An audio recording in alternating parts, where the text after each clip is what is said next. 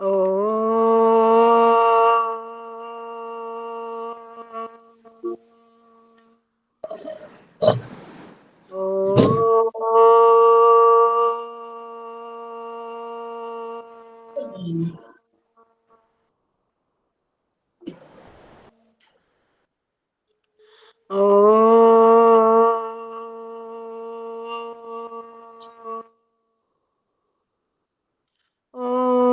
സാईശ്വരായ വിദ്മഹേ സത്യദേവായ ധീമഹി തന്നഃ സർവഃ പ്രചോദയാത്. ഓം സാईശ്വരായ വിദ്മഹേ സത്യദേവായ ധീമഹി തന്നഃ സർവഃ പ്രചോദയാത്.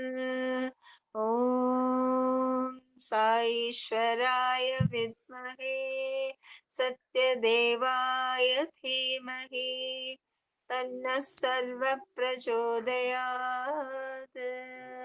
ഓം ശാന്തി ശാന്തി ശാന്തി. നമുക്ക് നെയ്യാറ്റിൻകരയിൽ ഓമനമ്മയാണ്. വളരെ വലിയ നല്ലൊരു ആധ്യാത്മിക പ്രഭാഷകയാണ്. ഭഗവാന്റെ വലിയ ഡിവോട്ടിയാണ്. കോടങ്ങര എന്നുള്ള നമ്മുടെ പ്രേമകുടീരം, മന്ദിരം ഓമനയുടെ വീട് കൊടുത്തതാണ്. അവിടെ വളരെ ഭംഗിയായിട്ട് അത് നടക്കുന്നുണ്ട്.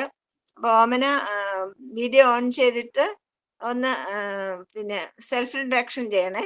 സൈറാം.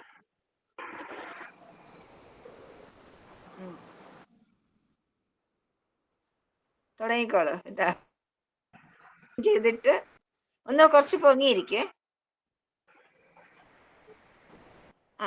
അങ്ങനെ ഇരിക്കും. ശരി ശരി. മ്യൂട്ടാണ്. ഓൺ ചെയ്യൂ. ഓഡിയോ ഓൺ അല്ല. സായിരാം സായിരാം. ചേച്ചി പറഞ്ഞതുപോലെ വലിയ ഒരു ഡിവോട്ടിയൊന്നും അല്ല. ഭഗവാന്റെ മാർഗത്തില് പിച്ച വെച്ച് നടക്കാൻ തുടങ്ങുന്ന ഒരു സാധാരണ ലെവലിലെ ഒരാള് മാത്രമാണ് ഞാൻ. പ്രായം ഇത്രയൊക്കെ ആയെങ്കിലും ഭഗവാന്റെ ആ രീതിയിലൊന്നും എത്താൻ കഴിഞ്ഞിട്ടില്ല. പിന്നെ ആഗ്രഹമുണ്ട്. ആഗ്രഹം അവിടെ എത്തിക്കട്ടെ എന്ന് മാത്രം പ്രാർത്ഥിക്കണം. ഇന്ന് ഞാനിപ്പോ വായിക്കാനായിട്ട് എടുത്തിരിക്കുന്ന സായി വാണി 2ാം ഭാഗമാണ്. ഭഗവാന്റെ വാണിയില് ആദ്യം 2ാം ഭാഗത്തില് 36 രത്നങ്ങളെന്ന് പറഞ്ഞ് ഭഗവാന്റെ 36ാമത്തെ ബർത്ത്ഡേയോടനുബന്ധിച്ച് ഭക്തർക്ക് നൽകിയ സന്ദേശം. 36ാമത്തെ വയസ്സിൽ 36ാം ബർത്ത്ഡേ ആഘോഷിക്കുമ്പോൾ ഭഗവാൻ ഭക്തജനങ്ങൾക്കായി എങ്ങനെ ജീവിക്കണം എന്ന് തന്ന സന്ദേശമാണ് ഇന്ന് ഞാൻ വായിക്കുന്നത്.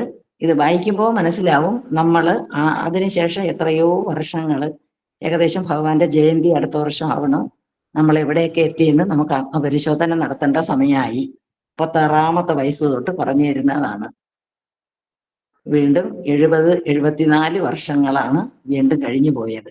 ഞാൻ വായിക്കാം.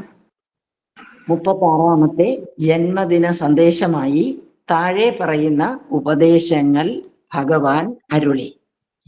ആത്മധൈര്യമാർന്ന ഋജുബുദ്ധിയാണ് ഈശ്വര സാന്നിധ്യത്തിലേക്കുള്ള രാജവീഥി. ലോകത്തെ ജയിക്കുന്നവൻ ധീരൻ. എന്നാൽ ധീരന്മാരിൽ വെച്ച് ധീരൻ തന്നെ ജയിക്കുന്നവനാണ്. അവൻ ബലവാൻ. അവന് അതുല്യമായ വീര്യം സിദ്ധിച്ചിട്ടുണ്ട്. വിശ്വാസമാണ് ഈശ്വര അനുഗ്രഹത്തിനുള്ള ആദ്യത്തെ പടി. സത്യം ദൈവത്തിലേക്ക് നയിക്കും, അസത്യം ചെകുത്താനിലേക്കും നയിക്കുന്നു. സാധകൻ എല്ലാ ചുറ്റുപാടുകളെയും സഹിക്കണം. അതാണ് ഫലപ്രദമായ മാർഗം. എല്ലാ കർമ്മങ്ങളും ആത്മീയ ദർശനവും ഈശ്വരോന്മുഖമായ മനോഭാവം കൊണ്ട് നിറയ്ക്കണം. ഈശ്വരന്റെ സർവ സാന്നിധ്യം മനസ്സിലാക്കാൻ അദ്ദേഹത്തിൻ്റെ അല്ലാതെ നാമമോ ആളുകളോ വസ്തുക്കളോ ഇല്ലെന്ന് വിശ്വസിക്കുക. ജ്ഞാനത്തിൽ ഉറച്ചു നിൽക്കുന്നവൻ വിഭുവിന്റെ ഏറ്റവും അടുത്ത് നിൽക്കുന്നു. ബന്ധനങ്ങളിൽ നിന്ന് സ്വതന്ത്രനായി സ്വതസിദ്ധമായ സദ്ഭാവങ്ങൾ കൈവരിക്കുന്നതാണ് ശരിയായ സ്വാതന്ത്ര്യം. ഏത് കർമ്മങ്ങളുടെയും ഫലം ഒരാൾ ഉപേക്ഷിക്കുമ്പോൾ അയാൾ സമാധിസ്ഥനായി. നിങ്ങളുടെ കഴിവിനുപരിയായി എന്തെങ്കിലും ചെയ്യാൻ ശ്രമിക്കുന്നത് അഹങ്കാരമാണ്. നിങ്ങളുടെ കഴിവിൽ കുറച്ച് കാര്യം ചെയ്യുമ്പോഴും അതൊരു മോഷണമാണ്. പൂർണ്ണമായ ആനന്ദം, പാവനമായ സംഭാഷണം, പാവനമായ ചിന്തകൾ, പാവനമായ പ്രവൃത്തികൾ എന്നിവയിൽ അടങ്ങിയിരിക്കുന്നു.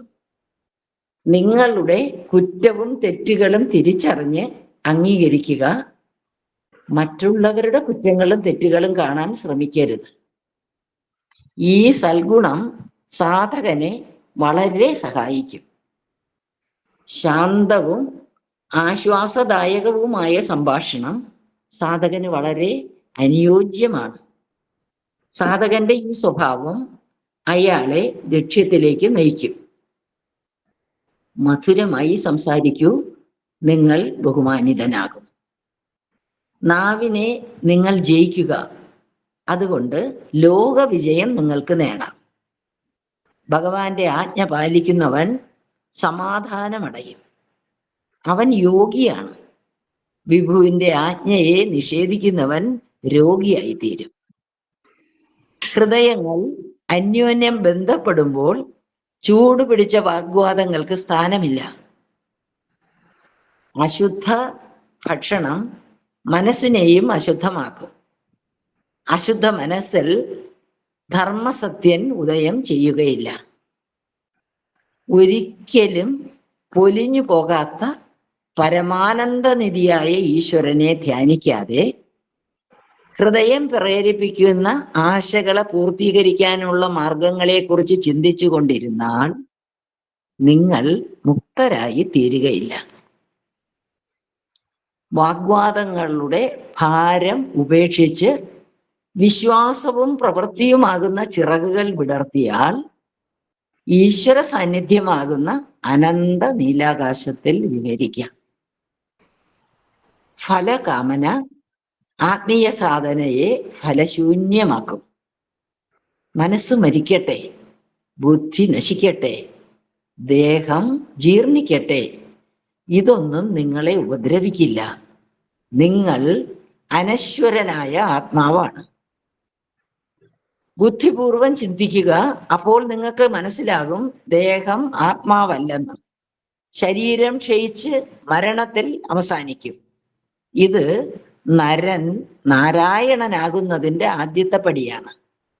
ഞാൻ എന്ന് പരാമർശിക്കപ്പെട്ടത് ശരീരത്തെ അല്ല, പരമാത്മാവിനെയാണ്. ഇത് മനസ്സിലാക്കാനുള്ള ശ്രമമാണ് തപസ്. ഈശ്വരനാമ സങ്കീർത്തനങ്ങൾ വായുവിനെ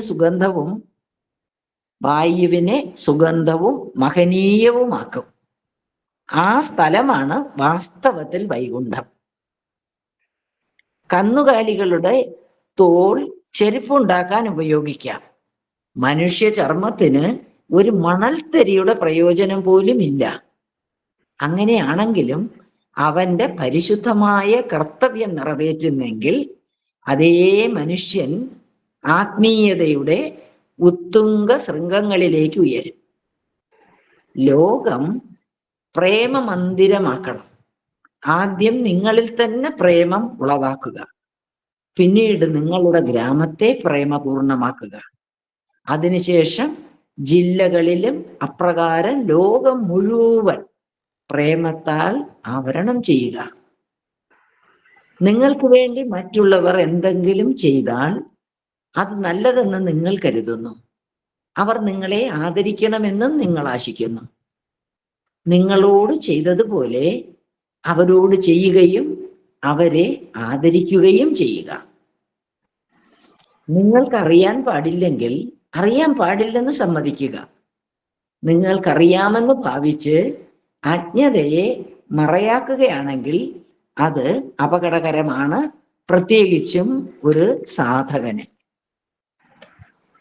മനസ്സിന്റെ വിഭ്രാന്തികളെ നിയന്ത്രിക്കാൻ പറ്റാത്തവർക്ക് ബ്രഹ്മം എന്ന ആശയം വളരെ അകലെയാണ്. ഈ കാര്യകാരണ ബദ്ധമായ ലോകത്തിൽ സഹജമായി ഉണ്ടാകുന്ന ദുഃഖങ്ങൾ ബ്രഹ്മതത്വം മനസ്സിൽ നല്ലവണ്ണം ഉറച്ചാൽ മാത്രമേ ശമിക്കൂ. കാര്യകാരണബദ്ധമായ ഈ ലോകത്തിലെ ഭ്രമങ്ങൾ ഒരുവന് ആത്മാനന്ദം ലഭിക്കുമ്പോൾ ഇല്ലാതാകുന്നു. നിങ്ങൾ എത്ര വലിയ ധീരനും ബുദ്ധിശാലിയുമായാലും ഈശ്വരാനുഗ്രഹമില്ലെങ്കിൽ അടിമയായി അധപ്പതിക്കുന്നു. എല്ലാവരെയും ആര് സ്നേഹിക്കുകയും സഹായിക്കുകയും ചെയ്യുന്നുവോ ആ വിഭു അവനെ സ്നേഹിക്കുകയും അഭിനന്ദിക്കുകയും ചെയ്യും. രാത്രിയിൽ ചേക്കേറുന്ന പറവകൾ സൂര്യോദയമാകുമ്പോഴേക്കും 4 ദിശകളിലേക്കും പറന്നു പോകുന്നു. അതുപോലെ തന്നെ ഭാര്യയും കുട്ടികളും ധനവും ഭാഗ്യവും എല്ലാം ഒരു മുന്നറിയിപ്പും തരാതെ വിട്ടുപിരിയുന്നു. ഈ സത്യം നന്നായി മനസ്സിൽ ഉറപ്പിക്കുക. ഉടൻ തന്നെ നിത്യവും സ്ഥിരവും മാറ്റമില്ലാത്തതുമായ ഈശ്വര സായുജ്യത്തിന് ശ്രമിക്കുക. രാപ്പകൽ പുസ്തകപ്പുഴുവായി കഴിയുന്നത് കൊണ്ട് എന്ത് ഫലം? പാണ്ഡിത്യം കൊണ്ട് നേടിയ യശസ്സിനും എന്ത് ഫലം? നിങ്ങളുടെ പഠിപ്പിന്റെയും വിദ്യാഭ്യാസത്തിന്റെയും അളവ് നിർണയിക്കുന്നത് അവ എത്രമാത്രം നിങ്ങൾ പ്രായോഗികമാക്കിയിട്ടുണ്ടെന്നതിനെ ആശ്രയിച്ചാണ്. അതല്ലെങ്കിൽ നിങ്ങൾ പഠിച്ച ബിരുദധാരിയായ മഠേനാണ്.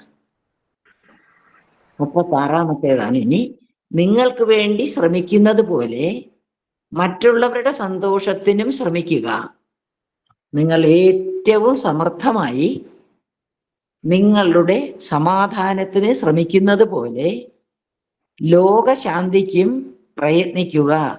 അതാണ് യഥാർത്ഥ ആത്മീയതയും യഥാർത്ഥ മനുഷ്യത്വവും. അത് കഴിഞ്ഞ് ഭഗവാൻ സേവനത്തിനെ കുറിച്ച് പറയുന്നു. ഒരാൾ അനുഭവം പറഞ്ഞോളൂ ഓമനെ, അനുഭവം പറഞ്ഞോളൂ.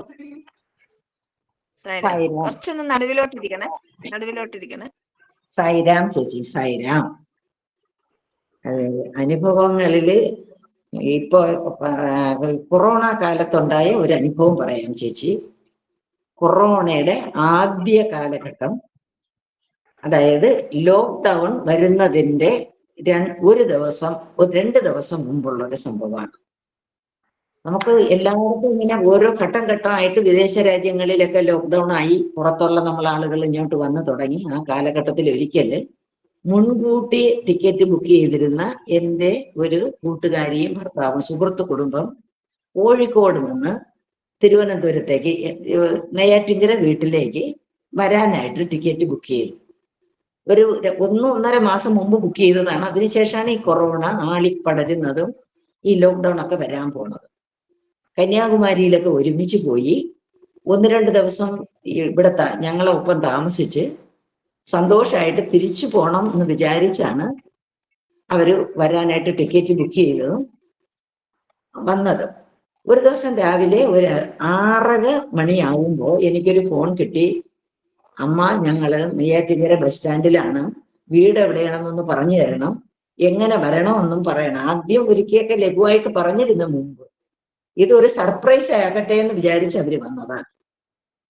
അപ്പൊ ഞാൻ പറഞ്ഞു, ഒരു ഓട്ടോയിൽ കയറൂ, ഓട്ടോറിക്ഷക്കാരൻ്റെ ഫോണ് കൊടുക്കൂ, ഞാൻ വഴി പറഞ്ഞു കൊടുക്കാം. അങ്ങനെ അവര് കയറി വഴി പറഞ്ഞു കൊടുത്തു. ഒരു 6-6:45 രാവിലെ വീട്ടിൽ വന്നു. കൊറോണ കാലാണ്, കൊറോണ പടർന്നു പിടിക്കുന്ന സമയമാണ്. മെയിൻ റോഡിൽ നിന്ന് ഞങ്ങളെ വീട്ടിലേക്ക് വരുന്ന മുടുക്കിൽ തന്നെ ഞങ്ങൾക്ക് വേണ്ടപ്പെട്ട 2 കുടുംബത്തിലെ ഒരു പുരുഷൻ, ഒരു അഡ്വക്കേറ്റ് സുകുമാരൻ എന്ന് പറയും, അദ്ദേഹവും മരിച്ചു കൊറോണ സമയത്ത്. മറ്റേ ഒരു ഭാര്യയും ഭർത്താവും മാത്രം പ്രായമുള്ളവരാണ് താമസിച്ചിരുന്നത്. ആ പ്രായമുള്ള പുരുഷന്റെ ഭാര്യയും മരിച്ചു. അതുകൊണ്ട് തന്നെ ഞങ്ങളെ ആ ഒരു ഏരിയ ശ്രദ്ധിക്കപ്പെടുന്ന കൊറോണ ഏരിയയാണ്. അപ്പൊ ഇവര് അങ്ങോട്ടും ഇങ്ങോട്ടും ഒന്നും ആരും അധികം പോകാറില്ല. ആ വീട്ടിലൊക്കെ എഴുതി ഒട്ടിച്ചിട്ടുണ്ട് കൊറോണ വീടാണ്, ആരും പോകരുത്. ആദ്യ കാലത്തെ ലോക്ക്ഡൌണിന്റെ സമയത്ത് അങ്ങനെയൊക്കെ എഴുതി വെക്കും, വീട്ടില് ആരും പോകാൻ സമ്മതിക്കൂല, അവരെ വീട്ടിൽ ഇങ്ങനെ കൊണ്ട് ഒട്ടിക്കും മുനിസിപ്പാലിറ്റിയിൽ. അപ്പൊ ഇവര് വീട്ടിൽ വന്നു, ഒരു ഓട്ടോക്കാരൻ കൊണ്ടുവന്നു. ഞാനും ഹസ്ബൻഡും മാത്രമേ ഉള്ളൂ. ആരെ സഹായവും കിട്ടാൻ അപ്പോഴും കഴിയുന്ന ഒരു സമയമല്ല. ഞാൻ മനസ്സിൽ വിചാരിച്ച ഇങ്ങനെ, ഈശ്വര എത്രേ, അവരൊരിക്കലും എൻ്റെ വീട്ടിൽ വന്നിട്ടില്ല, എത്രയേ ബുദ്ധിമുട്ടിയാണ് കോഴിക്കോട് നിന്ന് അവരിവിടെ എത്തുന്നത്. ഞാൻ അവർക്ക് ആഹാരം ഉണ്ടാക്കാൻ ഈ അടുക്കളയിൽ കഷ്ടപ്പെടുമ്പോൾ എന്തെങ്കിലുമൊക്കെ ചെയ്യുമ്പോൾ നമ്മളടുത്ത് വരുന്ന അതിഥിക്ക് നല്ലതായിട്ട് ഭക്ഷണം കൊടുക്കണമെന്നെങ്കിൽ നമ്മൾ ആഗ്രഹിക്കുമല്ലോ. അവരുടെ അടുത്ത് സംസാരിക്കാനോ വർത്താനം പറയാനോ ഒന്നും ആരും ഇല്ലല്ലോ. ആരെയും സഹായം ഇപ്പൊ കിട്ടുന്ന സമയവും അല്ല, എന്ത് ചെയ്യും? ഇങ്ങനെയൊക്കെ ഞാൻ മനസ്സിൽ വിചാരിച്ചു, വിഷമിച്ചു. ആ സമയത്ത് ഈ വിഷമിച്ച് ഞാൻ ഇരിക്കുമ്പോൾ, ഞാൻ അന്ന് കുറച്ച് മാവേ ഉള്ളൂ ദോശയ്ക്ക്. ഞങ്ങൾക്ക് 2 പേർക്ക് കൂടിയ 3 പേർക്ക് കഴിക്കാനുള്ള ദോശമാവ് വരും. അതെടുത്ത് പുറത്ത് ഫ്രിഡ്ജിൽ നിന്ന് എടുത്ത് വെച്ചിട്ടാണ് ഞാൻ നാമം ജപിക്കാനൊക്കെ പോയതും ഒക്കെ പ്രഭാത കൃത്യങ്ങളൊക്കെ ചെയ്തത്. ദോശ ഉണ്ടാക്കാം, അത് കഴിഞ്ഞ് വന്നെന്ന് വിചാരിച്ചു വെച്ചിരിക്കുകയാണ്. അപ്പൊ 2 പേര് വരുന്നവർക്ക് കൊടുക്കാനും തികയില്ല. പിന്നെ പെട്ടെന്നൊരു വെപ്രാളം വന്നപ്പോ എന്ത് ചെയ്യണമെന്നും അറിഞ്ഞൂടെ. ഇതേ സമയത്ത് എൻ്റെ വീട്ടിന്റെ തൊട്ട് ചേർന്ന് അപ്പുറത്ത് ഒരു മധ്യത്തൂടെ ഒരു ചെറിയ ഇടവഴി റോഡുണ്ട്, ഒരു കാറൊക്കെ പോണത്. അതിന്റെ അപ്പുറത്തെ വീട്ടില് നിന്ന് എൻ്റെ ഒരു കൂട്ടുകാരി, അവര് ഒരു 2 പാത്രം അടച്ച് വീട്ടിൽ കൊണ്ടുവന്നു. അതിൽ ഒന്നിൽ കുറച്ച് അപ്പവും ഉരുളക്കിഴങ്ങ് കറിയും. എന്നിട്ട് പറഞ്ഞു, അമ്മ ഞാനും അപ്പത്തിന് അരച്ചു, രാജേഷും അപ്പത്തിന്റെ മാവും അയച്ചുകൊണ്ട് വന്നു, അതുകൊണ്ട് ഞാൻ പിന്നെ കൂടുതലെണ്ണം ഉണ്ടാക്കി, നിങ്ങൾ ഇന്ന് കാപ്പി ഉണ്ടാക്കണ്ടേ, ഇത് കഴിക്കാൻ പറഞ്ഞു. എനിക്ക് സന്തോഷമായി. ഫസ്റ്റ് സ്റ്റെപ്പ് ഈശ്വരൻ പ്രവർത്തിച്ചല്ലോ എന്ന് വിചാരിച്ച് എൻ്റെ അതിഥികൾക്ക് 2 തരം പലഹാരം കൊടുത്തു, അപ്പവും ദോശയും. എന്നിട്ട് ഞാൻ അടുക്കളയിൽ, ഇവര് വന്നു, ഞാൻ പെട്ടെന്ന് ദോശ ഉണ്ടാക്കി. ഞങ്ങള് സാമ്പാർ തലേ ദിവസമേ വെച്ചിരുന്നു, അതെങ്കിലേ എനിക്ക് രാവിലെ പറ്റൂ. അതൊക്കെ എടുത്ത് ചൂടാക്കി അപ്പവും ഉരുളക്കിഴങ്ങ് കറിയും ദോശയും സാമ്പാറും. ഞങ്ങള് പഴം ഉണ്ടായിരുന്നു വീട്ടില്. എന്തായാലും എൻ്റെ മനസ്സിന് അത്യാവശ്യം ഒരുപാടൊന്നും സൽക്കരിക്കാൻ പറ്റിയില്ലെങ്കിലും അവർക്ക് വേണ്ട ഭക്ഷണം കൊടുക്കാൻ കഴിഞ്ഞു എന്നുള്ളൊരു ചാരിതാർത്ഥ്യം ഉണ്ടായി. എന്നിട്ട് ഇനിയിപ്പോ ഉച്ചയ്ക്ക് ഭക്ഷണം ഉണ്ടാക്കണം. ഹോട്ടലിൽ നിന്ന് വരുത്തലൊന്നും അന്ന് നടക്കൂല, കാരണം ഈ കൊറോണ കാരണം അങ്ങനെയുള്ളതൊക്കെ നിരോധിച്ചിരിക്കുകയാണ്. അപ്പോ ഹോട്ടലുകളിൽ ഭക്ഷണം ഇല്ല, അങ്ങനെ ഹോട്ടൽ നടത്തലും ഒക്കെ നിരോധിച്ച ഘട്ടം. അപ്പൊ ഞാൻ ഇനി അടുത്ത സ്റ്റെപ്പാണ്. അപ്പൊ ഞങ്ങൾ കാപ്പി കുടിച്ചുകൊണ്ടിരുന്നപ്പോ എനിക്കൊരു ഫോൺ വന്നു. അതിലിങ്ങനെയാണ്, അമ്മ ഇന്ന് അമ്മ അടുക്കളയിലൊന്നും കയറണ്ട കേട്ടാ, ഉച്ചയ്ക്കുള്ള ഭക്ഷണം ഞാൻ കൊണ്ടുവരും. ഇത് മുമ്പ് സംഭവിച്ചിട്ടേ ഇല്ല. ഒരു കുളത്തൂർ ഹയർ സെക്കൻഡറി സ്കൂളിൽ പഠിപ്പിക്കുന്ന ജിഷ എന്ന് പേരുള്ള ഒരു ടീച്ചർ, എന്റെ സമിതിയിലെ എല്ലാവർക്കും ഇതിലാരെങ്കിലും ഉണ്ടെങ്കിൽ അവർക്കും അറിയാം. ആ കുട്ടി എന്നെ വിളിച്ചിട്ട് പറയണം. അപ്പൊ ഞാൻ പറഞ്ഞു, മോളെ എനിക്ക് ഗസ്റ്റ് ഉണ്ട്. ഗസ്റ്റോ ആരോ ഉണ്ടായിട്ട് ഇന്നിനിയിപ്പോ അമ്മ അടുക്കളയിൽ കയറാനൊന്നും പോണ്ട, സന്തോഷമായിട്ട് സ്വസ്ഥമായിട്ടൊന്നിരിക്കണം, ഞങ്ങൾ കുറെ കഴിയുമ്പോൾ അങ്ങോട്ട് വരും. അപ്പോൾ എനിക്ക് അത്ഭുതം തോന്നി. ഞാൻ 2 കാര്യത്തിനാണ് മനസ്സ് ഒന്ന് വിഷമിച്ചത്. ഒന്ന്, എൻ്റെ അതിഥികളെ നേരെ ചൊവ്വയെ സൽക്കരിക്കാൻ എനിക്ക് കഴിയണമില്ലല്ലോ ഭഗവാനെ, കടകളൊക്കെ അടച്ചിരിക്കുന്നതുകൊണ്ട് നേരെ ഒന്നും വാങ്ങിക്കാൻ കിട്ടൂല, ആരെയും പറഞ്ഞയച്ചു വാങ്ങിക്കാൻ ആളുകളെയും കിട്ടൂല, ഒരു സഹായത്തിനും ആരെയും കിട്ടുന്ന ഒരു സമയവും അല്ല. ഈ ഇടവഴിയിൽ തന്നെ 2 മരണം സംഭവിച്ചത് കൊണ്ട് തന്നെ അവിടെ ജാഗ്രതയാണ് എപ്പോഴും. ആരും അങ്ങോട്ടും ഇങ്ങോട്ടും മറ്റൊരു വീട്ടിൽ പോവുകയില്ല. ആദ്യത്തെ ഈ മരണങ്ങൾ കണക്കൊക്കെ TV-യിൽ കൂടെ പറയുന്ന സമയമാണ്, ഇത്ര പേര് മരിച്ചു, ഇത്ര പേര് അഡ്മിറ്റ് ചെയ്തു, അങ്ങനെയൊക്കെ. ഏതായാലും ഈ 2 കാര്യം കുറെ കഴിഞ്ഞപ്പോ അവർക്ക് സത്യത്തിൽ അന്നാണ് അവരെ വലിയ കാർ ഞാൻ കാണുന്നത്. അതില് എന്തൊക്കെയാണ് എനിക്ക് സത്യത്തിൽ ഈശ്വരനെ എങ്ങനെ നമിച്ചാലും എങ്ങനെ നന്ദി പറഞ്ഞാലും എങ്ങനെയൊക്കെയാണ് അതിന് ഉത്തരം പറയേണ്ടതെന്ന് ഇന്നും അറിഞ്ഞുകൂടെ, ഒരിക്കലും അറിഞ്ഞുകൂടെ. അത് പറയാനുള്ള യാതൊരു വിവരവും ബോധവും എനിക്കില്ല. ആ കാറിൽ നടക്കുമ്പോ ചോറ്, എന്തൊരു ചീര അരച്ച് ചേർത്ത ചപ്പാത്തി എന്ന് പറഞ്ഞ പച്ച ചപ്പാത്തി, പിന്നെ വയലറ്റ് കളർ ചപ്പാത്തി, അത് എന്താണ് ബീറ്റ്റൂട്ട് ചേർത്ത ചപ്പാത്തി, അങ്ങനെ തരം ചപ്പാത്തി, അതിന്റെ കറി, ചോറിന്റെ കറി, 2 തരം ചോറ്, പുട്ടപ്പുറത്തിയിലെ പോലെ. ഇത് ഈ കുട്ടിക്ക് എന്ത് തോന്നി, എന്ത് പറ്റി, എനിക്കൊന്നും അറിഞ്ഞുകൂടാ. പിന്നെ ഒരു ടിന്നില് പലതരം പപ്പടങ്ങള്, പലതരം കറികള്, കുഞ്ഞു പപ്പടം തമിഴ്നാട്ടിൽ കിട്ടും പോലത്തെ, ഞങ്ങളിവിടെ സാധാരണ ഉപയോഗിക്കാത്ത 2 തരം പപ്പടവും സാധാരണ ഉപയോഗിക്കുന്ന വലിയ പപ്പടവും. ഇങ്ങനെ എന്റെ വീട്ടിൽ കൊണ്ട്, എന്റെ ഡൈനിങ് ടേബിൾ സാമാന്യം കുറെ വലുതാണ്, ഇപ്പോഴത്തെ പുതിയതല്ല, പണ്ടുള്ളത്. ഇപ്പൊ പുതിയ രീതിയിലെ മോഡേണൊന്നുമല്ല, അതുകൊണ്ട് തന്നെ അതിന് ഒരുപാട് വലിപ്പമുണ്ട്. അതില് നിരത്തി വെച്ച് ഞാൻ കഴിക്കാൻ പറ്റൂല. അതെല്ലാം അകത്തുള്ള മറ്റൊരു മേശപ്പുറത്ത് കൊണ്ടുവച്ചിട്ട് ഞങ്ങള് സന്തോഷമായിട്ട് സംസാരിച്ച്. അപ്പൊ ഒരു കാറുണ്ട് എനിക്ക്. എന്റെ ഈ ഗസ്റ്റുകളെ അത്യാവശ്യം പുറത്തുനിന്ന് കൊണ്ടുപോകണമെങ്കിൽ കൊണ്ടുപോകാൻ ആളുണ്ട്. ജിഷയും ഭർത്താവും കുട്ടികളെ ഇവിടെ അടുത്തൊരിടത്ത് അവരെ ഒരു ബന്ധു വീട്ടിലാക്കിയിട്ടാണ് വന്ന 2 പെൺമക്കളാണ്. അപ്പൊ എനിക്ക് ഒരുപാട് സന്തോഷമായി. ഇനി ഞങ്ങൾ കുറേയൊക്കെ വർത്താനം പറഞ്ഞു, ഒരുപാട് സന്തോഷിച്ചു. ഈ കുട്ടികളെ എനിക്ക് പരിചയം എന്ന് പറഞ്ഞാല് പുട്ടപ്പുറത്തിയിൽ വെച്ച് കണ്ടത് കഴിഞ്ഞാല് കാഞ്ഞങ്ങാട് ആനന്ദാശ്രമത്തില് ഞങ്ങൾ 3 തവണ ഒരുമിച്ചുണ്ടായിട്ടുണ്ട്. എങ്ങനെയോ ഈശ്വരരെത്തിയ 3 തവണ വരെ. എന്നെക്കാളും കുറെ എളുപ്പമുള്ളതാണ് അദ്ദേഹം. അതിന്റെ ഹസ്ബൻഡ് ഒരു ഹൈസ്കൂളിലെ ഹെഡ് മാസ്റ്ററാണ്, ആ കുട്ടിയും ഒരു ഹൈസ്കൂളിലെ ടീച്ചറാണ്. ഈ പരിചയമാണ് വീട്ടിൽ വരാൻ ഇടയാക്കിയത്. എന്നിട്ട് ഉച്ചയ്ക്ക് ഞങ്ങൾ നന്നായിട്ട് കഴിച്ചു എന്ന് പറഞ്ഞാൽ പോരെ, ഞങ്ങൾ മാത്രമല്ല, അതൊന്ന് ശ്രദ്ധിക്കണം. ഈ കുട്ടി ഞങ്ങൾക്ക് 4 പേർക്കും അവർക്കുമായിട്ട് കൊണ്ടുവന്ന ഭക്ഷണം അവരുടെ കുട്ടികളെ വിളിച്ചുകൊണ്ടുവന്ന് അത്രയായി. അപ്പുറത്തെ വീട്ടിൽ ജസ്റ്റ് ഓപ്പോസിറ്റ് എനിക്ക് അപ്പം കൊണ്ട് തന്ന വീട്ടിലെ 5 പേരുണ്ട് മെമ്പേഴ്സ്, അവര് കഴിച്ചു. എന്നെ സഹായിക്കാൻ വരുന്ന ഒരു കുട്ടിയുണ്ട്, ഇച്ചിരി പുറത്തൊക്കെ ഒന്ന് സഹായിച്ചു തരാമെന്ന് വരുന്ന ഒരു കുട്ടി. ആ കുട്ടിയും ആ കുട്ടിയുടെ മകന് വീട്ടിലേക്ക് എടുത്തുകൊണ്ട് പോയി. അങ്ങനെ ഇരുന്നപ്പോ ഫിലിപ്പം പ്രസാദ് സാറിന്റെ ഒരു ഫോൺ വരുന്ന, ആരെങ്കിലും വന്ന് എന്നെ ഒന്ന് അവിടം വരെ കൊണ്ടുവരാൻ ഒരു ഏർപ്പാട് ചെയ്യുമോ, എനിക്ക് നിങ്ങളെ കാണേണ്ട ഒരു അത്യാവശ്യമുണ്ട്.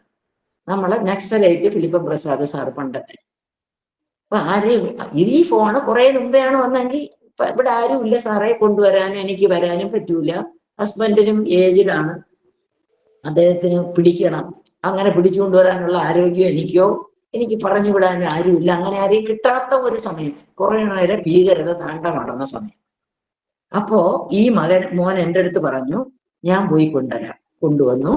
ഫിലിപ്പം പ്രസാദൻ സാറിന്റെ കൂടെ വേറൊരാളുണ്ടായിരുന്നു, അവര് 2 പേര്. ഇങ്ങനെ ഞങ്ങൾ അന്ന് അപ്പോഴെനിക്ക് വീണ്ടും 2 ബന്ധുക്കള് വേറൊരു സ്ഥലത്ത് പോയിട്ട് വന്നു. ഇത്രയും പേര് കഴിച്ചിട്ട് തീരാത്ത ഭക്ഷണം എന്ന് പറഞ്ഞാല് ഒരുപാട് എങ്ങനെയാണ് അത് പോകേണ്ടതെന്നാണ്. ഭക്ഷണം ഉണ്ടായി. അത് കഴിഞ്ഞ് ഇദ്ദേഹം തന്നെ ഫിലിപ്പം പ്രസാദ് സാറിന്റെ വൈഫ് കുണ്ടറ പോയിരിക്കുകയാണ് അവരെ കുടുംബ വീട്ടില്. അപ്പൊ എനിക്ക് അത്താഴം തന്നയക്കുമോ? അപ്പൊ ഈ അദ്ദേഹത്തിന് അത്താഴം കൊടുത്തയക്കാനുണ്ടായിരുന്നു. അത് കഴിഞ്ഞ് ഇവരെ എവിടെയെങ്കിലും ഒന്ന് കൊണ്ടുപോകാം, അങ്ങനെ പോകാൻ അമ്പലങ്ങള് അധികം നിരോധിക്കാത്ത സമയമാണ്, അന്ന് രാത്രിയാണ് ആ നിരോധനം തുടങ്ങിയത്. ഇപ്പൊ ഞങ്ങൾ ഇവിടെ ആര് വന്നാലും പിന്നെ ഈ ഗുരുദേവൻ തപസ് ചെയ്ത ഒരു സ്ഥലമുണ്ടല്ലോ അരീപ്പുറം, അപ്പൊ കൊണ്ടുപോകാൻ കാറുണ്ട്, വേറെ ആരെയും വിളിക്കേണ്ട. കുട്ടികളെ വീണ്ടും ബന്ധുവീട്ടിൽ കൊണ്ടാക്കിയിട്ട് ഞങ്ങൾ ഒരുമിച്ച് ഈ അരീപ്പുറത്ത് പോയി. അരീപ്പുറത്ത് ചെല്ലുമ്പോ ഒരു പ്ലാവുണ്ട്, അതിന്റെ ഫോട്ടോ ആ കുട്ടിയുടെ പറഞ്ഞാൽ ഇട്ട് തരും. പറഞ്ഞാൽ ആർക്കും വിശ്വാസം വരില്ല. വേരെങ്ങോട്ടൊക്കെ ഓടിയിട്ടുണ്ടോ ആ വേരിൽ മുഴുവൻ ചക്ക, അവിടം തൊട്ട് തല വരെ ചക്ക, പഴുത്ത് നിൽക്കുന്നതിന്റെ നല്ല വരിക ചക്കയുടെ മണം. ഇങ്ങനെ ഒരു പ്ലാവിന്റെ തടി കാണാതെയും വേര് കാണാതെയും ചക്ക കിടക്കുന്നത് ജീവിതത്തിൽ ആദ്യം ഞാൻ കാണുക. അതുകൊണ്ട് ഞങ്ങൾ അതിന്റെ എല്ലാ പൊസിഷനിൽ നിന്നും ഫോട്ടോ എടുത്തു. ഗുരുദേവൻ പ്രതിഷ്ഠിച്ച ശിവന്റെ പ്രതിഷ്ഠയുള്ള അരീപ്പുറത്ത് അമ്പലത്തിലാണ് ഞങ്ങൾ പോയത്. അപ്പൊ ഞാൻ വിചാരിച്ചു ഇത്രയും മണം, കുറച്ച് ചക്ക, ഒരു ചക്കയെങ്കിലും നമുക്ക് കിട്ടിയിരുന്നെങ്കിൽ എന്ന് ആഗ്രഹിച്ചു. അപ്പോഴേ ഉച്ചപൂജ കഴിഞ്ഞ് പൂജാരി ഞങ്ങളെ അങ്ങോട്ട് വിളിക്കുകയാണ്. വരാൻ പറഞ്ഞു ചെന്നപ്പോ ഒരു കുത്തുപോണി ചരുവ, സാമാന്യം നല്ല വലിപ്പമുള്ള ഒരു കുത്തിപ്പോണി ചരുവ നിറയെ ചുള പറിച്ചിട്ട് സ്വർണത്തിന്റെ നിറമുള്ള നല്ല 1-ാം തരം വരിക്കച്ചക്ക, തിന്നാ തീരാത്തോണം. അന്ന് ഈ കൊറോണ ടൈം ആയതുകൊണ്ട് അമ്പലത്തിൽ ആളുകളില്ല. എത്രമാത്രമെന്ന് എനിക്ക് പറയാം. അതുകൊണ്ട് ഞങ്ങള് ആർത്തി പോലെ, ഇത് ആഹാരം കണ്ടിട്ടില്ലാതെ കിടന്ന ആർത്തിയോടെ, അത്ര മണമായിരുന്നു എന്റെ മുട്ടിൽ നിന്നപ്പോ. അതെല്ലാം തിന്നു. കുറെ വാരിക്കെട്ടി കൊണ്ടുവന്നു പൊതിഞ്ഞുകൊണ്ട് വന്നു. അങ്ങനെ ഞങ്ങൾ വീട്ടിലെത്തി. ഏകദേശം സമയം തീരാറായല്ലോ. ഇന്ന് വീട്ടിലെത്തി അല്പ കഴിഞ്ഞപ്പോ ആ കുട്ടിയുടെ മകൻ വിളിക്കണു, അമ്മ കോഴിക്കോട് ഇന്ന് ലോക്ക്ഡൗൺ ആണ്, നാളെ തൊട്ട് അമ്മയ്ക്ക് എൻ്റർ ചെയ്യാൻ പറ്റൂല, ഇന്ന് രാത്രി ഏത് വിധേനയും വരണം, ഞാൻ തൽക്കാല് ശ്രമിക്കാം, വന്നേ തീരൂ. അപ്പൊ 3-4 ദിവസത്തേക്ക് വന്നാൽ ഇവിടെ വന്നപ്പോൾ ഇവിടത്തെയും പിക്ചർ മാറി. ഞങ്ങളെ ഇവിടേക്ക് കയറണ വഴിയിൽ കയറ് വലിച്ചു കെട്ടി. കാരണം ഈ ഇടവഴിയിൽ വീണ്ടും ഏതൊക്കെയോ വീടുകളിൽ കൊറോണ.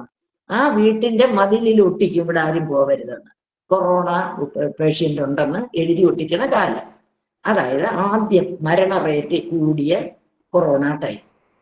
അപ്പോ അതിന്റെ വീട്ടിൽ ചെല്ലണം.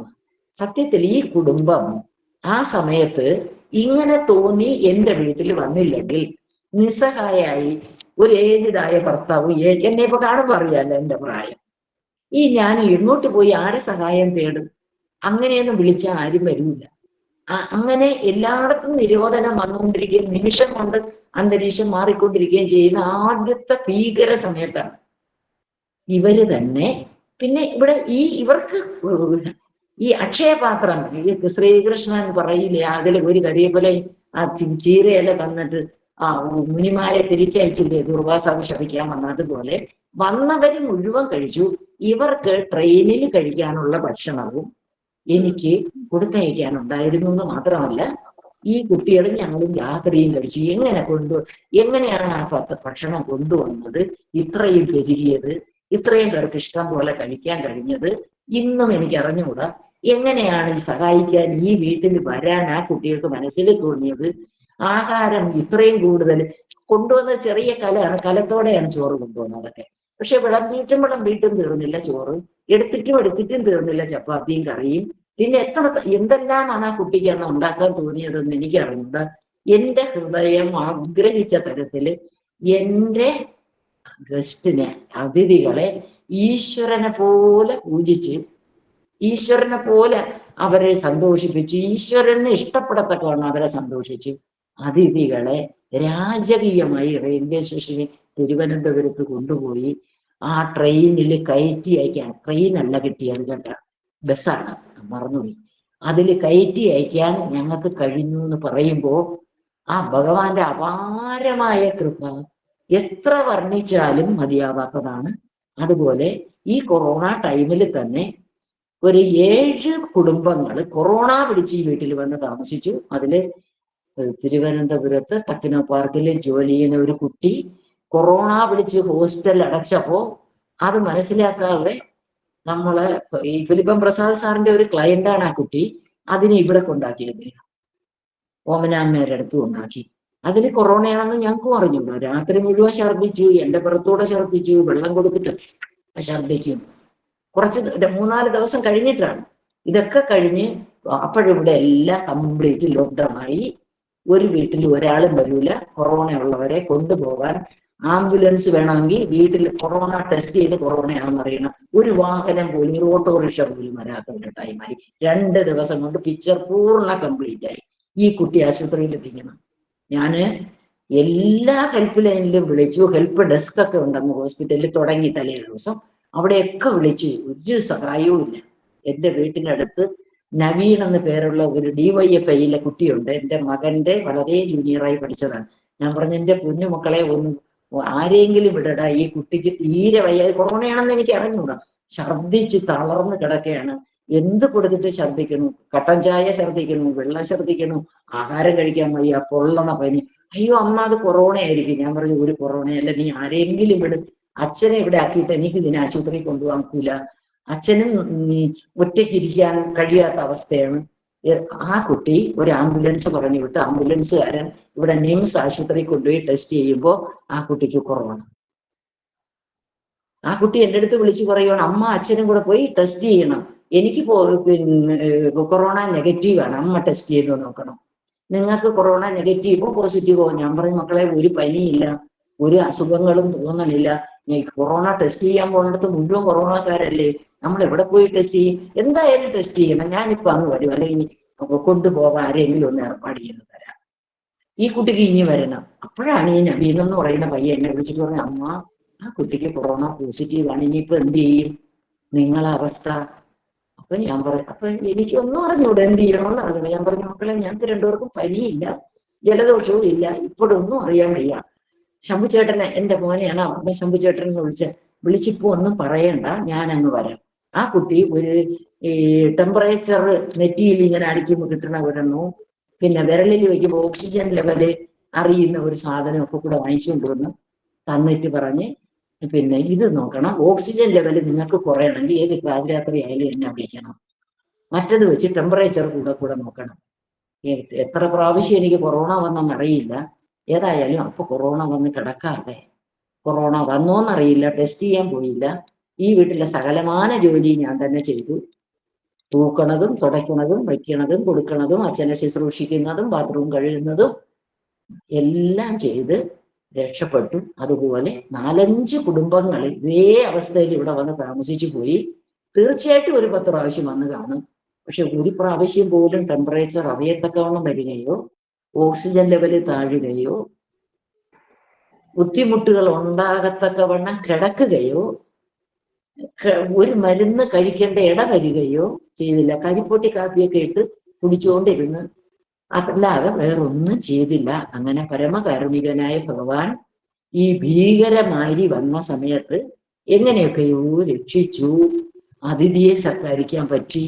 പരമേശ്വരൻ തന്നെ, സായീശ്വരൻ തന്നെ അതിഥികളെ രക്ഷിക്കാനായിട്ട് ഓരോ മനസ്സിലും അത് സൽക്കരിക്കാനായിട്ട് ബോധം കൊടുത്തു. സൈരാം ചേച്ചി, സൈരാം. അപ്പൊ നമുക്കിനി പ്രസന്റേഷൻ ചെയ്യല്ലേ ഭഗവാന്റെ? ചെയ്യാം.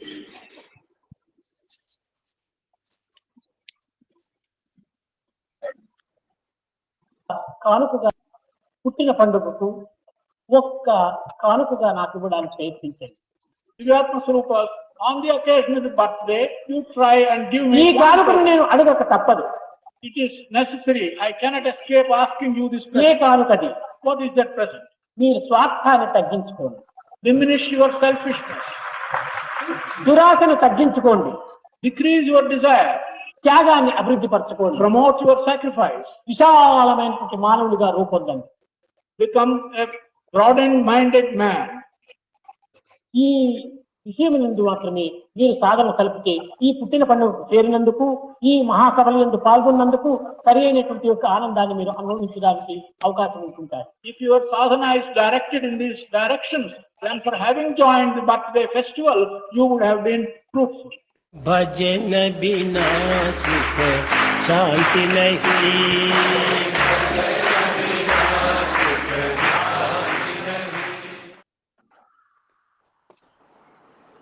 സൈരം പ്രഭ പാടിക്കോളൂ കേട്ടോ. പ്രഭ കുമാരി പാടിക്കോളൂ. സൈരം സൈരം.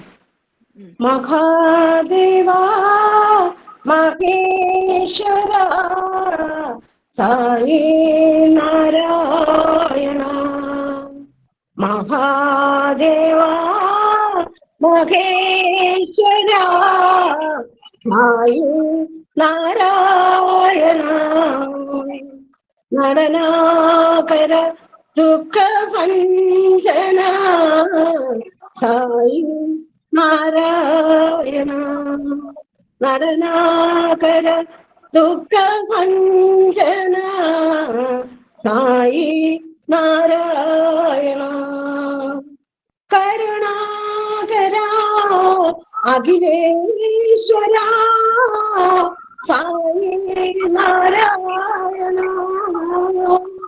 കരുണാകര അഖിലേശ്വര സായി നാരായണ, അല്ലാഹു തും മഹാവീരേശു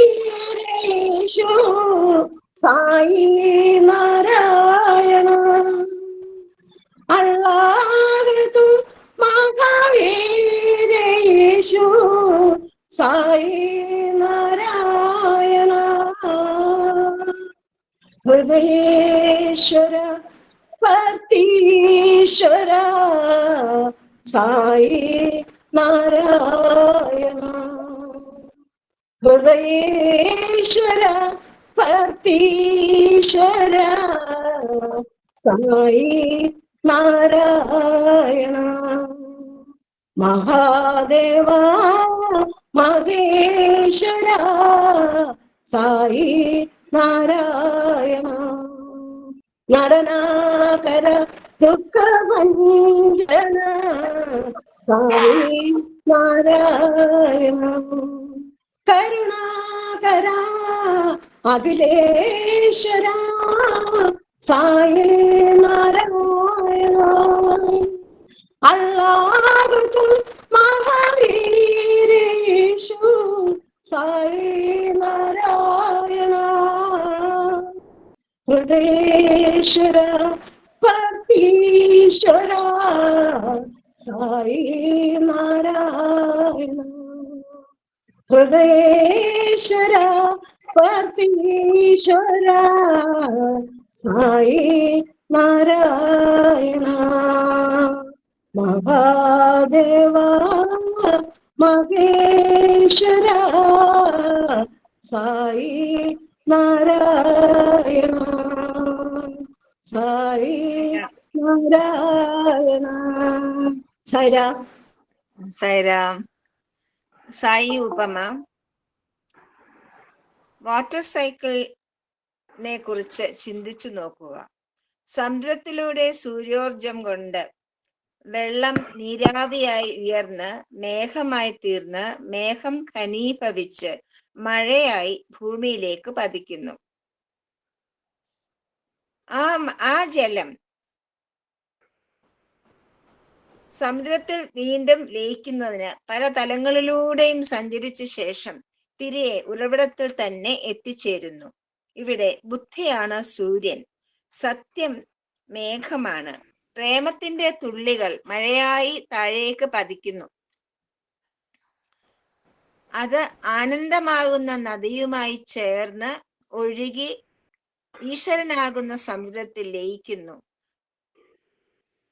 പല പരിവർത്തനങ്ങളിലൂടെ കടന്നുപോയി എപ്രകാരം സമുദ്രജലം തിരികെ സമുദ്രത്തിൽ തന്നെ എത്തിച്ചേരുന്നുവോ അപ്രകാരം പരിവർത്തന വിധേയമായി കൊണ്ട് മനുഷ്യൻ തിരികെ തന്റെ ഉറവിടമായ ഈശ്വരനിൽ തന്നെ എത്തിച്ചേരണം. ജയ സായിരാം. സായിരാം. സമസ്തലോകാ സുഖിനോ ഭവന്തു. സമസ്തലോകാ സുഖിനോ ഭവന്തു. സമസ്തലോകാ സുഖിനോ ഭവന്തു. ഓം ശാന്തി ശാന്തി ശാന്തി. എല്ലാവർക്കും സായിരാം. സായിരാം.